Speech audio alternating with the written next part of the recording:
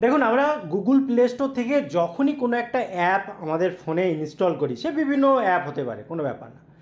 তারপরে কিছুদিন যাওয়ার পর বা বেশ কিছুটা সময় পর বিভিন্ন রকম প্রবলেম ফেস করতে হয়। কোনো কোনো অ্যাপ আছে যেগুলো হ্যাং করতে শুরু করে দেয়, তো কোনো কোনো অ্যাপ আছে যেখানে রিডিম কোড বা যে কোনো টাইপের কোড আসতে দেরি হয় বা কখনো কখনো আসে না, বা বিভিন্ন ইস্যু থাকে, কাজ করতে চায় না। তো এইরকম ধরনের সমস্যায় আমরা অনেক সময় কি করি, আনইনস্টল করে দিই। আনইনস্টল করে দিয়ে আবার ইনস্টল করি, ভাববি যে প্রবলেম সলভ হয়ে যাবে, কিন্তু এই ভাবনাটাই আপনার সমস্যার কারণ হয়। কারণ কি, সমস্ত ডেটা রিমুভ হয়ে যায়, নষ্ট হয়ে যায়, যেটা ওই অ্যাপে এতদিন ধরে সঞ্চিত ছিল বা আপনি তৈরি করেছিলেন। তো এমন একটা প্রসেস দেখাবো যেটা জেনে রাখলে আপনার এই কোনো রকমের প্রবলেম হবে না এবং খুব স্মুথলি সব কিছু ঠিক থাকবে। ডেটাও ঠিক থাকবে, স্মুথলি চালাতে পারবেন, হ্যাং ল্যাগ কিচ্ছু হবে না, সব কিছু পারফেক্ট হবে।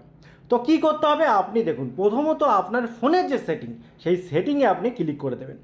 ক্লিক করার পর স্ক্রল করতে করতে নিচের দিকে আসবেন। এখানে কোনো ফোনে থাকতে পারে মো সেটিং, কোনো ফোনে থাকতে পারে শুধুমাত্র অ্যাপ। তো যাই থাকুক না কেন, আপনি ক্লিক করবেন, এখানে দেখবেন অ্যাপ ম্যানেজমেন্ট বলে একটা কথা রয়েছে, যেমন এই ফোনটাতে উপরে রয়েছে। সব থেকে বড় কথা, অ্যাপ ম্যানেজমেন্টের ভেতরে যখন যাবেন, তখন দেখবেন আপনার ফোনে যে অ্যাপগুলো রয়েছে সেই অ্যাপগুলো সব পরপর পরপর দেখতে পাচ্ছেন। এখন যে অ্যাপে আপনার এই প্রবলেমটা হচ্ছে, বিভিন্ন অ্যাপ হতে পারে, আমি বলছি যে অ্যাপে আপনি প্রবলেমটা ফেস করছেন, সেটা গেমিং অ্যাপ হোক বা নর্মাল কোনো অ্যাপ হোক, হোয়াটসঅ্যাপ হোক, ফেসবুক হোক, মেসেঞ্জার হোক, যাই হোক না কেন, আপনি কি করবেন, জাস্ট আমি উদাহরণ হিসাবে একটা অ্যাপ আমি নিয়ে নিচ্ছি। ধরুন এখানে ধরুন ক্রোমটাকে আমি সিলেক্ট করে নিলাম, জাস্ট ক্রোমটাকে সিলেক্ট করে নিলাম। এবারে দেখুন, এখানে একটা জিনিস আপনি খেয়াল করে দেখবেন, যে ডেটা ইউজ, এই জায়গাটায় খেয়াল করে দেখুন, লেখা আছে ডেটা ইউজ। তো এই জায়গাটায় আপনি যখন আসবেন, এখানে দুটো অপশান পাবেন। এক হচ্ছে ক্লিয়ার ডেটা, যেটা কখনোই করবেন না, যেটা করলে কিন্তু আপনার সব নষ্ট হয়ে যাবে এতদিন ধরে যা ছিল।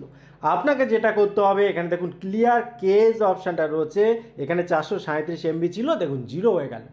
ঠিক আছে, জাস্ট এইটা করে নিলেন। করে নেওয়ার পর আপনি ব্যাগে চলে আসবেন। ঠিক আছে, ব্যাগে চলে আসার পর আপনি কি করবেন, প্লে স্টোরটাকে ওপেন করে নেবেন।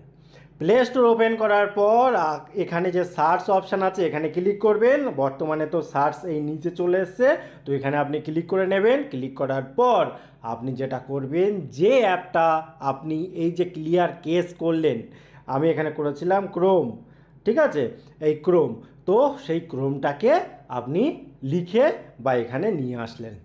নিয়ে আসার পরে দেখুন এখানে রয়েছে আপডেট, এই আপডেটটা অবশ্যই করে নেবেন। প্রথমবারে আপডেট করে কিন্তু কোনো লাভ হবে না।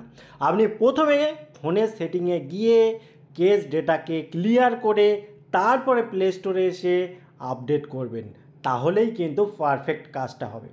এবং তারপরে দেখবেন যে আপনি স্মুথভাবে সব কিছু করতে পারছেন। যদি দেখেন কোনো রকমে এমনিতেই সলভ হওয়ার কথা, কিন্তু হতে পারে আপনার ফোনেরই কোনো প্রবলেম রয়েছে, সেক্ষেত্রে ফোনের যে সেটিং, প্রথমে দেখবেন যে ফোনের মানে যে মেমোরিটা, অর্থাৎ এখন যেমন 128 GB ইন্টারনাল যে স্টোরেজ বা 256 GB ইন্টারনাল স্টোরেজ, বা যাদের আরও কম আছে, অন্ততপক্ষে 50% কিন্তু ফাঁকা রাখা দরকার।